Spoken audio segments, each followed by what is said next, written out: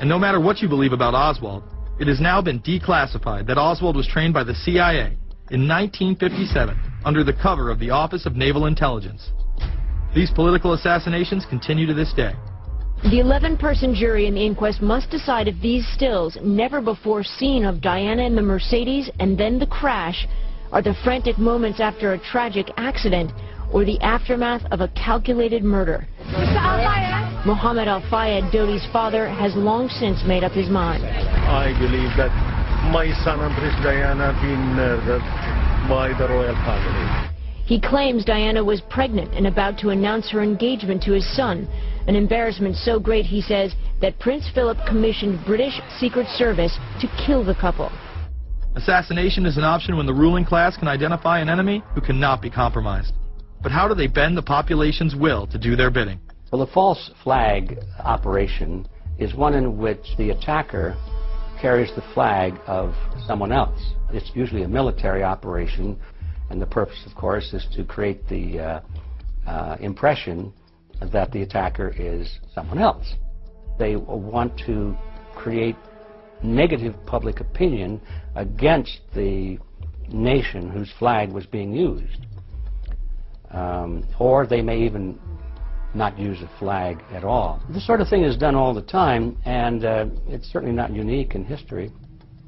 I think we've been seeing a lot of it lately. Americans are easily motivated by false flag operations, and I think it's inevitable that we will see false flag operations in the near future. It is used in order to seize power at an accelerated pace. A very well-documented modern example of this is the Tonkin Gulf incident.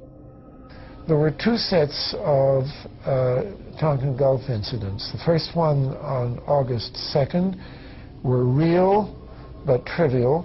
The second on August 4th, 2 days later, were the ones in which we actually sent planes off in retaliation and were, in theory, much bigger, a torpedo attack on a U.S. destroyer, but in fact it never happened.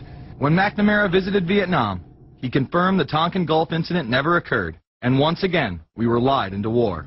To this day, I don't know what happened on August 2nd and August 4th, 1964 in the Tonkin Gulf. The general provided the answer, saying his Navy attacked the Maddox on August 2nd, but on the 4th, nothing happened.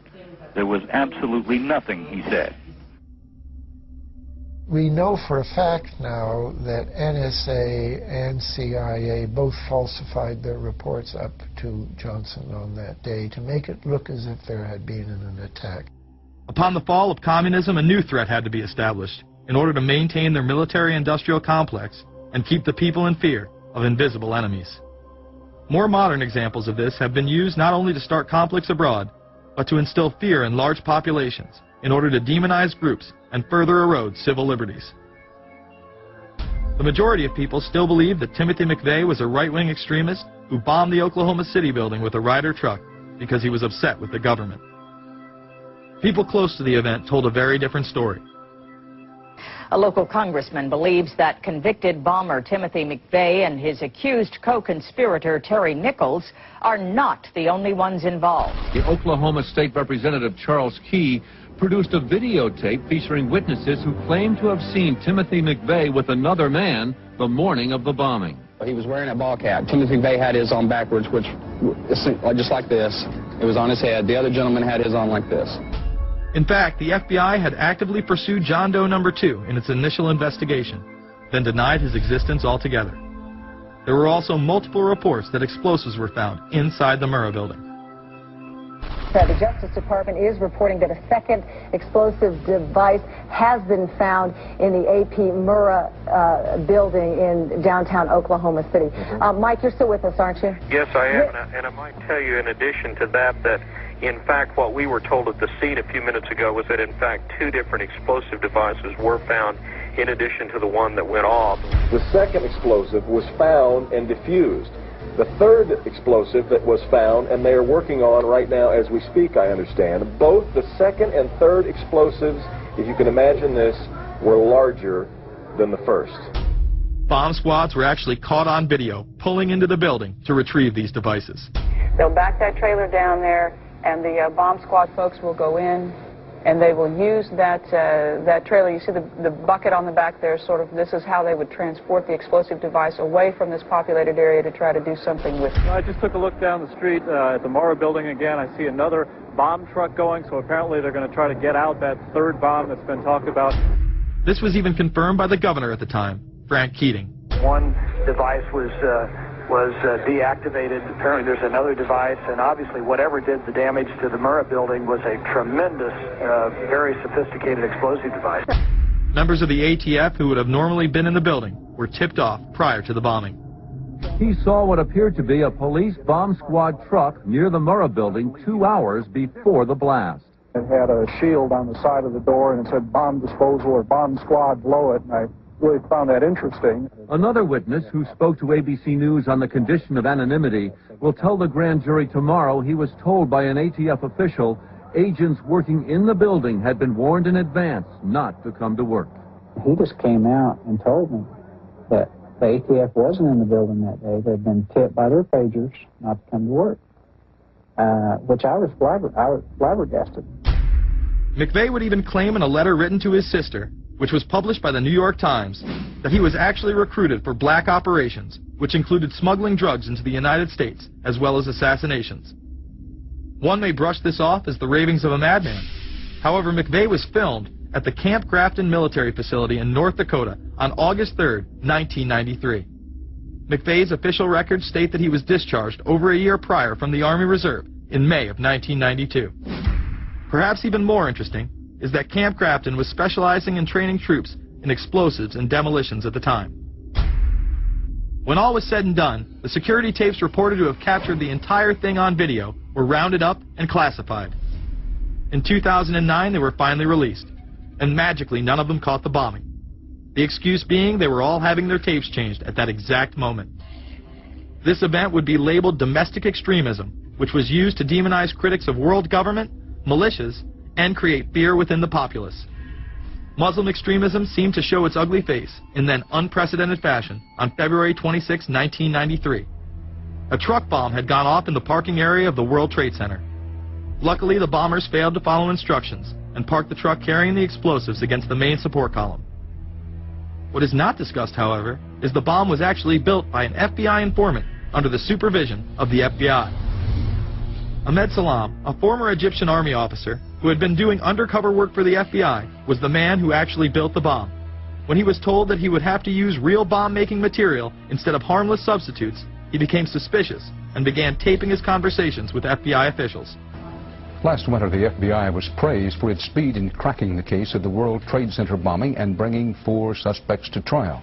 Now, there is some evidence that the FBI may have known of the plot in advance through an informant and might even have stopped the bombing that killed 6 people.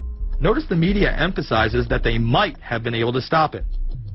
They then gloss over the fact that the bomb was built by their agent under FBI supervision in conjunction with the district attorney. FBI agents might have been able to prevent last February's deadly explosion at New York's World Trade Center.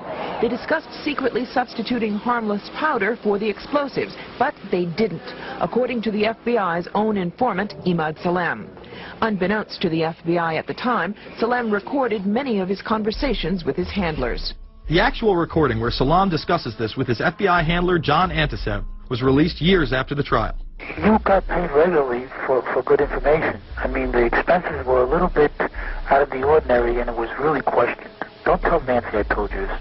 Well, I have to tell her, of course. Well, then if you have to, you have to. Yeah, because, I mean, the lady was being honest, and I was being honest, and everything was submitted with a receipt. Yeah. And now it's questionable.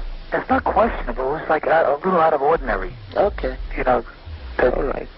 I don't think it was. If that's what you think, guys, fine. But I don't think that, because we was start already building the bomb, which is went off in the World Trade Center. It was built by supervision from the Bureau and the DA, and we was all informed about it, and we know that the bomb start to be built. By who? By your confidential informant. What a wonderful, great case.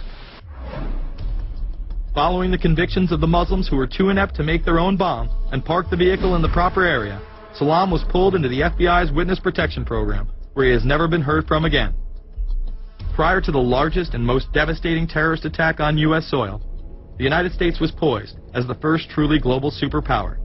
Brzezinski would muse in 1997 that geostrategic success would represent a fitting legacy of America's role as the first, only, and last truly global superpower, and that the only way to mobilize Americans was a truly massive and widely perceived direct external threat. In September of 2000, a neoconservative think tank called the Project for a New American Century echoed Brzezinski's statement, saying the United States is the world's only superpower, combining preeminent military power, global technological leadership, and the world's largest economy. An engine for New World Order ideals, members of PNAC included Dick Cheney, Donald Rumsfeld, Jeb Bush, Scooter Libby, William Kristol, and Paul Wolfowitz.